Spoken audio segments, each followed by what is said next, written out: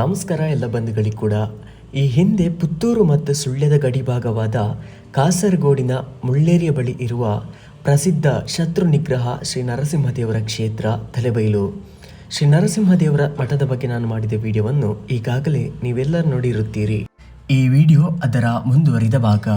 ಈ ಮಠದ ಇತಿಹಾಸದ ಬಗ್ಗೆ ಲಭ್ಯ ಮಾಹಿತಿ ಹಾಗೂ ದಾಖಲೆಗಳ ಆಧಾರದಲ್ಲಿ ಮತ್ತು ಜ್ಯೋತಿಷ್ಯ ಪ್ರಶ್ನೆ ಚಿಂತನೆಯಲ್ಲಿ ಕಂಡುಬಂದಂತೆ ಸ್ವಾತಂತ್ರ್ಯ ಪೂರ್ವದಲ್ಲಿ ಶ್ರೀ ಮನ್ಮಧ್ವಾಚಾರ್ಯ ಮೂಲ ಮಹಾಸಂಸ್ಥಾನ ಉಡುಪಿ ಕಾಣಿಯೂರು ಮಠದ ಯತಿಗಳಾದ ಶ್ರೀ ಶ್ರೀ ಶ್ರೀ ವಿಬುಧಪ್ರಿಯ ತೀರ್ಥರು ಎಂಬ ಪೀಠಾಧಿಪತಿಗಳು ಅಂದಿನ ರಾಜ್ಯರ ಆಳ್ವಿಕೆಯ ಸಮಯದಲ್ಲಿ ಅವಿಭಜಿತ ದಕ್ಷಿಣ ಕನ್ನಡ ಜಿಲ್ಲೆಯ ಭಾಗವಾಗಿದ್ದ ಕಾಸರಗೋಡು ಪ್ರದೇಶಕ್ಕೆ ಸಂಚಾರಕ್ಕೆ ಬರುವ ಸಮಯದಲ್ಲಿ ಆ ಪ್ರದೇಶದ ಭಕ್ತರೊಬ್ಬರು ತಮ್ಮ ಆಸ್ತಿ ಎಲ್ಲವನ್ನು ಶ್ರೀ ಮಠಕ್ಕೆ ದಾನ ನೀಡುತ್ತಾರೆ.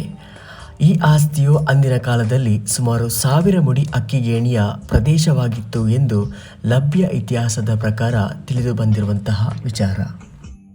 ನಾನು ಭಾನುಮತಿ ಪುತ್ತೂರು. ಇದು ನರಸಿಂಹದೇವರ ಮಠ ಹಳೆಯ ಕಾಲದ್ದು, ಅಂದರೆ ಸಾಧಾರಣ 500 ವರ್ಷದ ಮೊದಲಿನ ಮಠ. ನಾನು ಇಲ್ಲಿಗೆ ಮೊದಲ ಬಾರಿ ಬರ್ತಾ ಇದ್ದೇನೆ. ತುಂಬ ಪವರ್ಫುಲ್ ದೇವರಿದ್ದು. ಸೊ ಇದರ ಜೀರ್ಣೋದ್ಧಾರ ನೆಕ್ಸ್ಟ್ ಆಗ್ತಾ ಇದೆ. ನನಗೆ ಈ ಪ್ರಶಾಂತ ವಾತಾವರಣ ನೋಡಿ ತುಂಬ ಖುಷಿ ಆಯಿತು. ನೆಕ್ಸ್ಟ್ ಜೀರ್ಣೋದ್ಧಾರ ಆದ ನಂತರನೂ ನಾನು ಬರಬೇಕು ಅಂತ ಅಂದ್ಕೊಂಡಿದ್ದೇನೆ.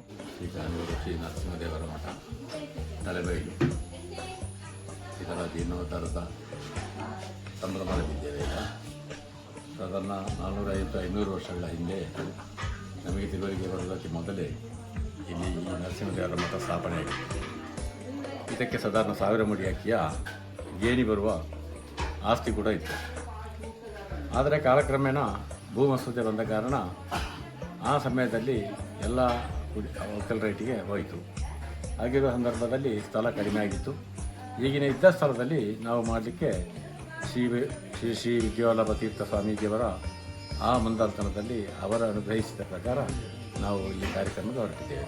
ಸಾಧಾರಣ 3-3.5 ಕೋಟಿ ಅಂದಾಜು ವೆಚ್ಚದಲ್ಲಿ ಈ ಜೀರ್ಣೋದ್ಧಾರ ಸಮಿತಿ ಮಾಡಿ ಒಳ್ಳೆಯ ರೀತಿಯಲ್ಲಿ ಮಠದ ವ್ಯವಸ್ಥೆ, ಅದೇ ರೀತಿ ಇವರು ನಮ್ಮ ಪೂಜೆಯವರ ವಸತಿ, ಅದೇ ರೀತಿ ಗೆಸ್ಟ್ ಹೌಸ್ಗಳು ಎಲ್ಲವನ್ನು ಸೇರಿಸಿಕೊಂಡು ನಾವು ಮಾಡುವ ಕಾರ್ಯದಲ್ಲಿದ್ದೇವೆ. ಅದೇ ರೀತಿಯಲ್ಲಿ ಹೊರ ಜನರನ್ನು ಸೇರಿಸಿಕೊಂಡು ಒಂದು ಸಮಿತಿಯನ್ನು ಕೂಡ ರೂಪುಗೊಳಿಸಿದ್ದೇವೆ. ಅದನ್ನು ಒಳ್ಳೆ ರೀತಿಯಲ್ಲಿ ಜನರು ಸಹಕಾರ ಕೊಡ್ತಾ ಇದ್ದಾರೆ. ಹಲವಾರು ವರ್ಷಗಳಿಂದ ನೆನಗುದಿಗಿದ್ದಂಥ ಈ ಕಾಣಿಯೂರು ನರಸಿಂಹದೇವರ ಮಠ ಇವತ್ತು ಒಳ್ಳೆಯ ರೀತಿಯಲ್ಲಿ ಪ್ರಚಲಿತಗೊಳಿಸ್ತಾ ಇದೆ. ಜನರ ಸಹಕಾರ ಎಲ್ಲ ರೀತಿಯಲ್ಲಿದೆ. ಒಂದು ಸಮಯ ಭೂ ಮಸೂದೆಯಲ್ಲಿ ಹೋದರೂ ಕೂಡ ಇವತ್ತು ಆ ಜನರೆಲ್ಲರೂ ಇದಕ್ಕೆ ಸಹಕಾರ ಕೊಡ್ತಾ ಇದ್ದಾರೆ. ಮುಂದೆ ಕೂಡ ಅವರ ಸಹಕಾರವನ್ನು ನಾವು ಕೇಳ್ತಾ ಊರಿನ ಪ್ರತಿಯೊಬ್ಬ ಜನರು ಕೂಡ ಇನ್ನು ಮುಂದೆ ಊರ ಮಾತ್ರ ಅಲ್ಲ, ಪರ ಊರಿನ ಜನರು ಕೂಡ ಸಹಕಾರ ಕೊಡಬೇಕು. ಇದನ್ನು ಆದಷ್ಟು ಬೇಗ 1 ವರ್ಷದೊಳಗೆ ಮಾಡಬೇಕೆಂಬ ನಿರೀಕ್ಷೆ ಇಟ್ಟುಕೊಂಡು ನಾವು ಮುಂದುವರಿತಿದ್ದೇವೆ. ಅದಕ್ಕೆಲ್ಲ ಜನರ ಸಹಕಾರವನ್ನು ನಾವು ಕೊಡ್ತಾ ಇದ್ದೇವೆ.